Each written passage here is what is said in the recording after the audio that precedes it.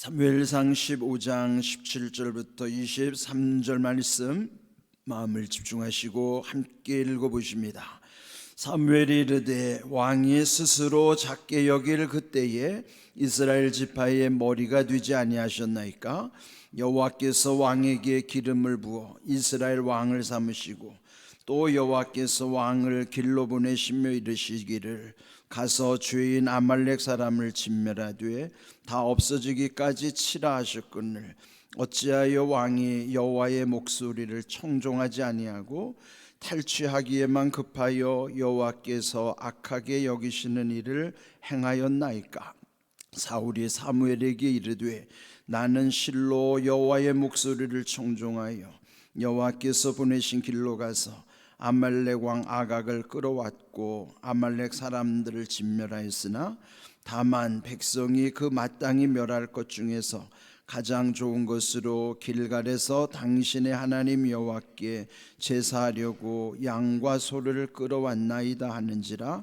사무엘이 이르되 여호와께서 번제와 다른 제사를 그의 목소리를 청종하는 것을 좋아하심같이 좋아하시겠나이까?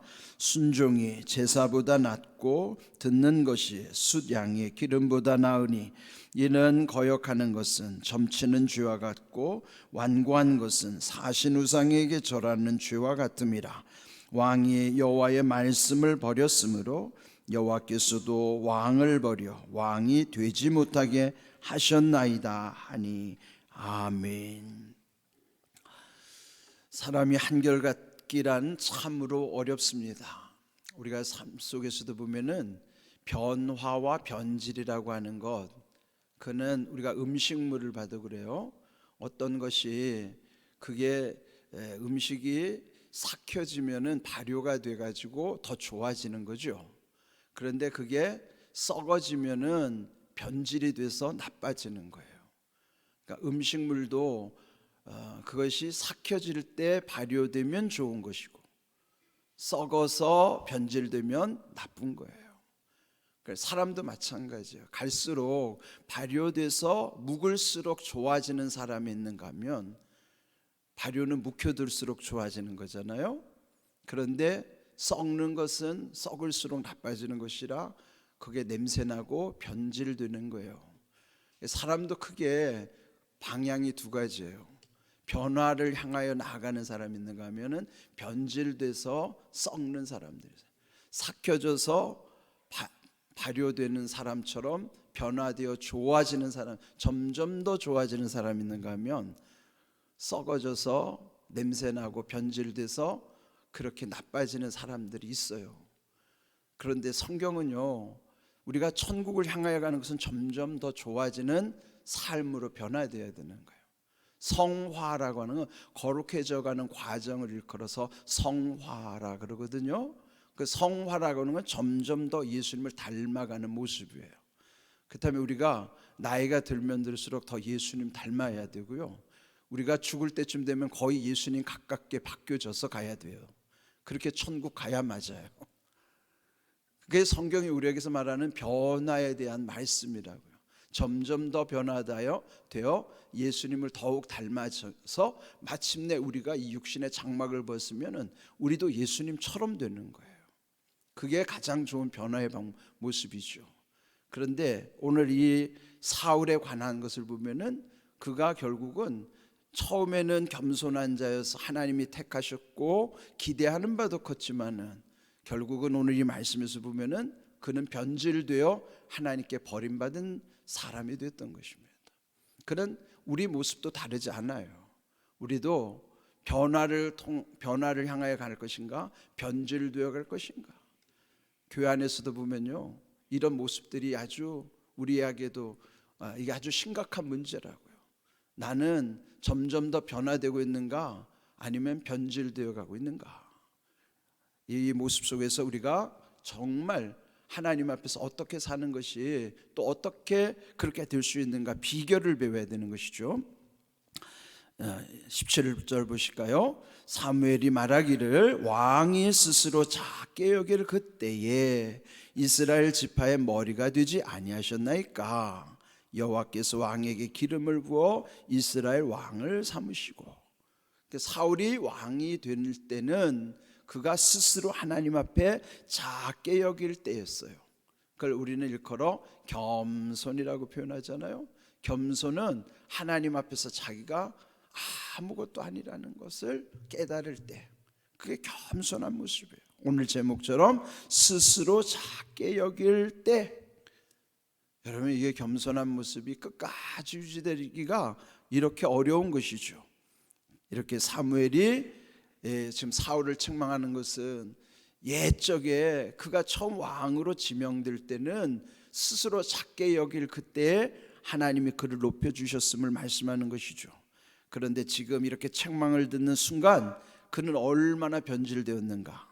결국은 하나님의 말씀을 순종하지 않았던 탓이었어요. 18절, 아말렉 사람을 진멸하라 그랬는데 그는 청종하지 않고, 19절 둘째 줄을 보면은 탈취하기에만 급하여, 뭐 욕심이 발동하여 탐심에 젖어서 하나님의 말씀을 온전히 순종하지 않고 결국 여호와께서 악하게 여기시는 일을 행하였나이까 책망했죠. 그래도 20절 보면은 그는 돌이키지 않아요. 오히려 변명하고 또 책임을 전가하기를, 나는 실로 여호와의 목소리를 청종하여 여호와께서 보내신 길로 가서 아말렉 왕 아각을 끌어왔고 아말렉 사람을 진멸하였으나, 그러니까 진멸하라고 해서 자기가 순종했다는 거예요. 청종했다는 것이죠. 그런데 다만 백성이 마땅히 멸할 것 중에서 가장 좋은 것으로 당신의 하나님께 제사하려고 양과 소를 끌어왔나이다. 그러니까 왕 아각을 처단하지 않은 것도 불순종이었지만은 그의 탐심으로 인하여 또 하나님께서 명령하셨는데 양과 소, 그 아주 튼실하고 욕심나는 양과 소를 끌어온 것은 백성들이 그리했다는 거예요. 그러니까 자기 책임을 회피하고 책임을 백성들에게 전가하고, 그뿐만 아니라 또 둘러대기를 당신의 하나님께 제사하려고 그랬다는 거예요. 여기 표현 방법도 우리의 하나님, 나의 하나님이라고 말하지 아니하고 당신의 하나님이라고 말하는 거예요. 또 당신의 하나님은 나의 하나님과는 아무 상관도 없죠.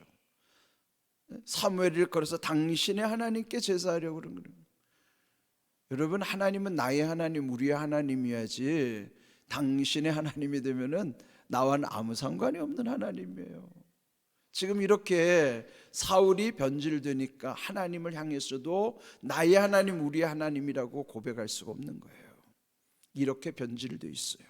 그러니까 그 변질된 상황 속에서 탐욕이 일어서 결국 하나님의 말씀을 순종하지 않은 것이죠. 그래서 결국 오늘 아주 중요한 말씀 22절에 하죠. 사무엘이 말씀하기를 여호와께서 번제와 다른 제사를 그의 목소리를 청종하는 것을 좋아하신 같이 좋아하시겠나이까? 순종이 제사보다 낫고 듣는 것이 숫 양의 기름보다 낫습니다. 여기에 순종이라든지 듣는 것이란 같은 뜻이죠. 순종이 뭐예요? 듣는 거예요. 말씀을 그대로 지키는 것이죠. 여기 순종이 제사보다 낫다고 하는 것은 오늘 우리로 말하면 제사가 예배죠. 그러면 제사나 예배가 소용이 없다는 게 아니라 제사와 예배 아주 중요하죠. 그런데 순종 없는 제사는 아무것도 아니라는 거예요. 제사가 귀하지만 순종이 먼저라는 거예요. 순종하지 않는 제사는 아무 의미가 없어요.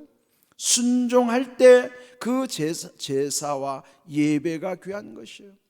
듣는 것이, 이것도 순종이죠. 숫 양의 기름, 숫 양의 기름 하나님이 받으시는 제물이에요. 제물보다도 듣는 것이 더 귀하다는 거예요. 순종은 예배보다도 제물보다도 더 소중하단 말이죠. 순종 없는 예배, 순종 없는 제물은 하나님이 안 받으시는 거예요. 왜 그럴까요? 그 다음 설명하는 거예요. 순종하지 않는 걸 거역, 완고한 것이라고 표현했죠. 이는 거역하는 것은 점치는 죄와 같고 완고한 것은 사신 우상에게 절하는 죄와 같음이라. 그 뭐예요? 순종하지 않는 거역, 순종하지 않는 완고한 마음은 마치 점치는 죄, 사신 우상에게 절하는 죄. 그게 뭐예요? 불순종하며 드리는 예배는 우상 숭배와 똑같다는 거예요. 내가 여기서 불순종하면서 예배 드리는 사람은 점치는 집에 앉아 있는 거하고 똑같다는 거예요. 이거 두려워해야 돼요. 내가 점치러 가지 않는다고 거룩한 게 아니라 불순종하면서 예배 드리면 나는 점치는 집에 있는 것과 다를 바 없다는 거예요. 우리가 뭐 점 안 치러 간다고 내가 거룩한 게 아니라 내가 불순종하면서 예배 자리에 있는 것은 점쟁이 앞에 있는 거랑 다를 바 없다는 거예요. 무당 앞에 있는 것과 다를 바 없다는 거예요. 하나님이 우리에게 뭘 요구하시는가? 예배의 자리 중요하죠. 드려지는 예물 중요해요. 그런데 말씀대로 순종하지 않으면서 예배 자리에 앉아 있으면은 점집에 앉아 있는 거하고 똑같다는 거예요. 우리가 이렇게 심각하게 생각해 봤나요? 말씀은 우리에게 이렇게 아주 준엄하게 책망하는 거예요. 예배의 자리가 얼마나 중요한가, 드리는 예물이 얼마나 귀한가. 그러려면 순종할 때 그 예배, 그 예물이 귀한 것이지, 순종하지 않으면서도 예배에 예물 드리는 것은 그거는 우상에게 하는 것과 똑같다 하는 거예요. 얼마나 하나님 앞에 이 말씀이 우리가 두려운 말씀입니까? 내가 과연 하나님이 기뻐 받으신 예배를 드렸던가? 우리 자신을 돌이켜보면서 정말 이 예배가 회복돼야 된다고요. 오늘 한국교회가 왜 능력을 잃어갈까요? 교회 안에서 거룩함을 잃어가니까 교회가 능력을 잃어가는 거예요. 그럼 뭐예요? 예배 자리에 꽉꽉 들이차지만은 그 속에는 순종하는 예배를 드리는 것이 아니라, 순종의 제물을 드리는 것이 아니라 불순종하면서도 그저 형식만 갖추고 그냥 내가 여기 있으니까 예배 드리는 것처럼 착각하고, 그런데 결국은 하나님이 보시면은 야, 네가 지금 점집에 앉아 있는 거하고 똑같아. 우상 숭배하는 거하고 너 다르지 않아.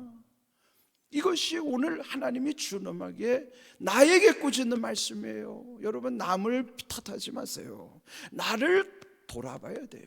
나는 정말 그런 하나님이 받으시는 순종의 예배자로 순종의 제물을 하나님께 드리는 진정한 본질의 예배를 드렸는가? 아니면 그냥 형식만 갖추고 그냥 남들이 보는 거룩함의 모양만, 경건의 능력도 나타나지 않으면서 경건의 모양에만 취하여 살지 않았는가? 이건 여러분 남을 탓할 일이 아니에요. 나를 탓해야 될 일이에요. 내 자신을 돌아봐야 되는 말씀으로 삼아야 돼요. 우리가 정말 참된 예배자가 된다는 것이 어떤 의미인가? 지금 이 불순종한 사울 왕 준엄하게 책망하면서 순종이 제사보다 낫고 듣는 것이 숫 양의 기름보다 낫습니다. 거역하는 것, 그거는 점치는 것과 같고 완고한 마음으로 하는 것은 우상에게 절하는 죄와 같은 것이다. 그렇다면 우리도요, 참된 예배자가 아니면은 우리도 우상 숭배자와 다를 바 없다는 것이죠. 우리 자신들은 하나님 말씀 앞에 준엄하게 우리를 돌아봐야 되는 거예요. 그래서 여기서 이 하나님이 사무엘을 통해서 준엄하게 책망하시는 말씀은 오늘 나를 책망하시는 말씀이에요. 내가 받아야 될 말씀이에요. 내 안에 있는 온갖 이런 탐심과 이런 우상숭배, 거역하는 마음, 완고함, 이런 것들을 다 버려야 되는 것입니다. 그래서 결론이 뭘까요? 여호와의 말씀을 왕이 버렸기 때문에 하나님도 당신을 버린다 이 말이에요. 하나님은 우리가 믿음으로 하나님께 하지 않는 것은요, 결국은 다 헛된 것일 수밖에 없는 것이죠. 그러므로 순종이 믿음이고 또 그 순종함이 우리에게는 하나님이 원하시는 온전한 믿음인 것이죠. 여러분이 이렇게 듣는 것, 순종하는 것이 그 자체가 겸손이에요. 근데 여러분, 사람은 겸손한 존재가 아니라고요. 모든 사람의 탐심 속에 있는, 우리 안에 있는 본능대로 살거나 내 안에 있는 욕심대로 살기가 쉽지, 겸손은 우리에게 있지 않아요. 우리는 겸손한 존재가 아닙니다. 그럼 어떻게 겸손할 수 있을까요? 베드로전서 5장 6절 말씀 우리 함께 읽어볼까요? 그러므로 하나님의 능하신 손 아래서 겸손하라. 때가 되면 너희를 높이시리라. 그렇습니다. 우리 스스로 겸손할 수 없습니다. 하나님의 전능하신 손 아래에서만 겸손할 수 있는 거예요. 그래서 하나님의 전능하신 손 아래에서 겸손하라 명령이기도 하지만, 하나님의 전능하신 손 아래에 있으면 겸손해지기 때문이에요. 명령은 곧 답이라고요. 하지 못할 일을 하나님 우리에게 명령하시겠어요? 아니에요. 전능하신 하나님의 손 아래에 있으면 누구든지 다 순종하게 돼 있고 다 그렇게 겸손하게 돼 있다고요. 우리 스스로 겸손할 수가 없어요. 하나님의 전능하신 손 아래에 있을 때만이 겸손할 수가 있는 거예요. 그럴 때 때가 되면은 하나님은 우리를 높여주시겠다고 약속하시는 거예요. 하나님이 높이심을 일컬어 존귀함이라 그러는 것이고요, 자기가 높아지는 것을 교만이라고 하는 거예요. 방향은 똑같아요. 교만이나 존귀함이나 똑같은 뜻인데 누가 높이느냐의 차이예요. 하나님이 높이시면 존귀함이고 내가 높아지려는 것은 교만이라고요. 우리는요 교만한 존재라고요. 그래서 하나님이 높여주시지도 않는데 자기가 높아지려고 하는 우리의 죄성이 우리 속에 다 있어요. 하나님이 높여주시는 것은 하나님의 전능하신 손 아래서 겸손할 때만이, 때가 되면 하나님이 높여주시는 그 때가 뭘까요? 주님 앞에 섰을 때라고요. 사람 앞에 높아지려 하지 마세요. 하나님이 높여주시기를 우리는 늘 이 약속 말씀 붙잡고 살아가는 거예요. 하나님이 높여주시기를 소망하며 살아가는 사람, 사람 앞에 높여지려고도 안 하고요, 높여달라고도 안 합니다. 전능하신 하나님의 손 아래서만이 겸손할 수 있음을 여러분 이 비결을 붙잡으셔야 돼요.